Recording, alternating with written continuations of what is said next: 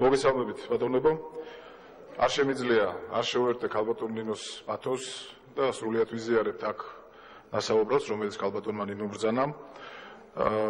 ეს ფასეულობები სწორედაც რომ ქართული ფასეულობებია და ამით ყოველთვის ამაყობდა საქართველო ქართველიერი იმ კულტურით, რომელიც მან შექმნა მრავალი საუკუნის განმავლობაში.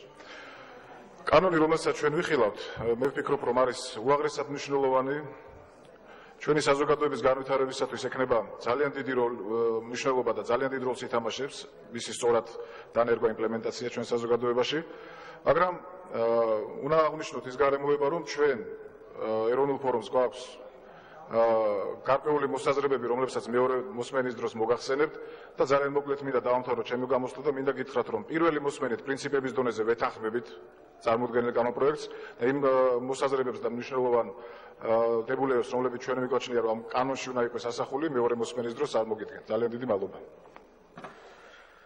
მადლობა ბატონო სოსო.